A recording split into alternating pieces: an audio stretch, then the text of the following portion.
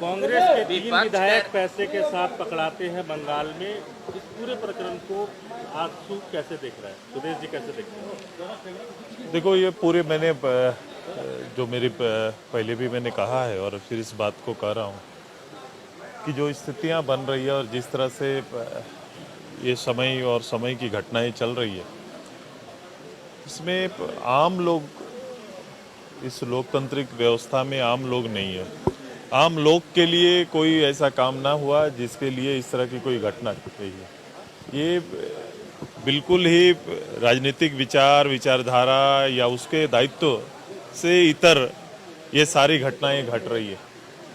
घटनाएं जो घटी है उसका पटाक्षेप हो और जो एजेंसियां इसमें काम कर रही है वो एजेंसियां स्पष्ट रूप से इस बात का दोनों पक्ष का स्पष्ट करें कि किस परिस्थिति में कहां और किन कारणों से ये घटना घटी।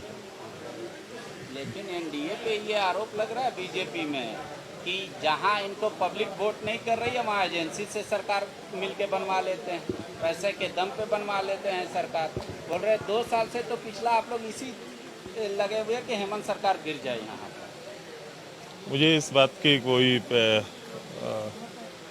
गुंजाइश दिखती नहीं है। और जो आपके ने कहा कि एजेंसियां इस रूप से काम करती है, आपने भी कुछ दिन पहले देखा होगा कि सुप्रीम कोर्ट का एक गाइडलाइन आया था कि उनको काम कैसे करना है। चूंकि ये अधिकार हमारा ही दिया हुआ है, ये शक्तियाँ संविधान को नेतृत्व करने वाली संस्थाओं को हमारा दिया हुआ है कि एजेंसियां किस दायरे में काम करेंगी।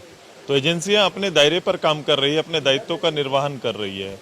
अब इसमें किसी को जो अपना पक्ष रखना है या जो बातें रखनी है वो पक्ष विपक्ष अपने अपने अनुसार विषयों को रख सकते हैं। सुखाड़ और अकाल को लेकर आपकी भी चर्चा हो रही है हाउस में। मोदी जी ने यहाँ धरना दिया था, तो आप सुखाड़ से संतुष्ट नहीं है, अकाल चाहिए? देखो, इसके अलग अलग डिफिनेशन देकर किसान को भ्रमित नहीं करना चाहिए। ये बात स्पष्ट है और सर्वविदित है और हम सभी लोग जानते हैं कि अनुपात में जो बारिश होनी चाहिए वो बारिश का अनुपात इस प्रदेश में अपेक्षाकृत बहुत कम है और इसका आकलन विभाग के पदाधिकारियों को भी है।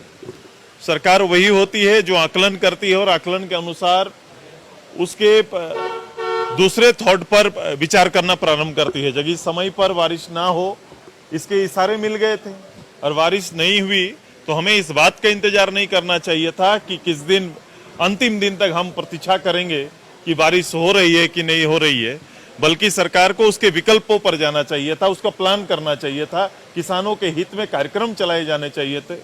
ये पूरी अर्थव्यवस्था इस राज्य की, ये हमारा क्षेत्र निश्चित रूप से खान संपदा से भरा हुआ है, बावजूद हमारी इस राज्य की अर्थव्यवस्था आज भी आधा से ज्यादा अर्थव्यवस्था कृषि पर निर्भर करती है। 70% से ज्यादा लोग किसान या तो खेती पर या खेती मजदूरों पर निर्भर करते हैं। तो उनके लिए प्लान करना, चूंकि ये अभी का प्रभाव आने वाले वर्ष में दिखाई देता है, तो long term plan, short term plan, दोनों प्लान सरकार का अभी तक आ जाना चाहिए था।